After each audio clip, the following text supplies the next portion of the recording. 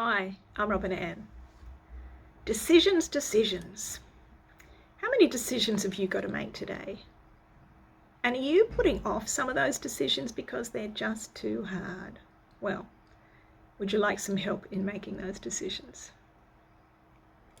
Firstly, have you ever thought about the fact that when we make a decision, we're making it on how we perceive the future consequences in relation to the decision? We make a decision now on what we think reactions and responses will be in the future. Now, the future might be just a few moments away, such as, am I going to call so-and-so and try and catch up with them today, when the future is today? Or it might be years away, like when I'm trying to choose a course of study towards a career path. When we make decisions, it's like standing at the fork of a road, because decisions mean there's always more than one path to choose from. Do I choose this path because I think it's going to take me where I want to go? Or do I take that path because I think the consequences will be better? Let me give you an example. Let's say I want to decide on the colour scheme of my kitchen renovation. On the one hand, I might decide on yellow and blue because they feel like happy colours to me. And I can see myself in the future when the kitchen's done, I'm working in the kitchen and feeling energised by the bright colours. On the other hand, I might be thinking of the future of when I sell my unit, and I want to make it as attractive as possible to potential buyers. And if I believe that most people like neutral colours, then maybe that's my approach. Our decisions are based on what we think of the future. Certainly with input from other people, maybe even Google searches, but ultimately it is us who have to make the final decision. And don't you think that's a bit scary? Because how many of us actually know the future? Of course, none of us do. And then there's the aspect that we're all very good at seeing multiple potentials of what the future might be. Then when we ultimately make our decision, we have no guarantee of what we think the consequences will actually happen.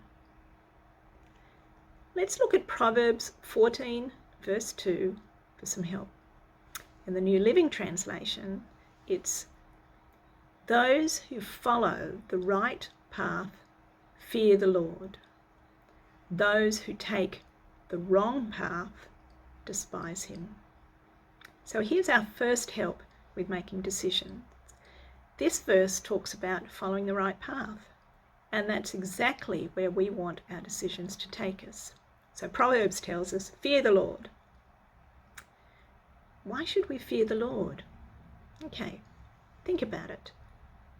God has the power and authority to create the sun, the moon, the stars, to rain down burning sulfur on the towns of Sodom and Gomorrah, to bring Lazarus back from the dead. Well, I don't know about you, but that's a level of power and authority that I think everyone should be afraid of. So then how does fearing the Lord help me find the right path for my decisions? Well, firstly, while I can acknowledge the fearful potential of God's power, I also know that because he loves me, he won't use it to harm me. And plus, he's given me this amazing promise in Jeremiah 29, verse 11. "For I know the plans I have for you," he says. "They are plans for good.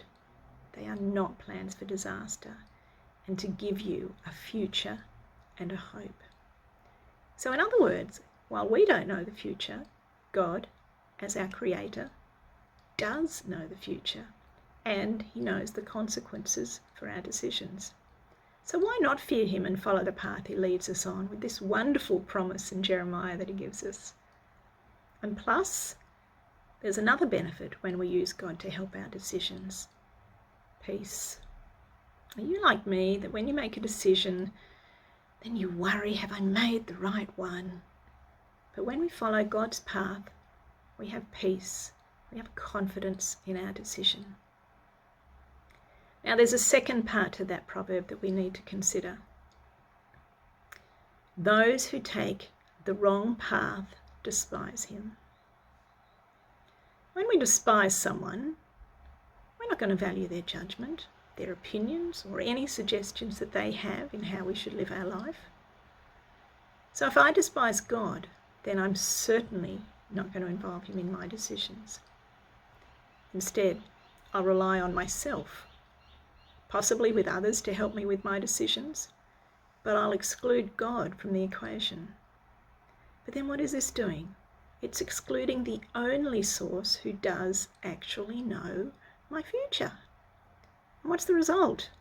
Maybe I'll make some decisions with positive outcomes, but with all the decisions I've got to make over the course of my life, well, many won't. And then there won't be the option of peace, the peace that only God can give, plus the peace in having the confidence of having God, who knows the future, help in the decision. So, do you want peace and confidence in the outcome of your decisions? Then fear God. Turn to him. Tap into his power and authority, and you too can have peace and the confidence that the path you are choosing is the right path. Thank you.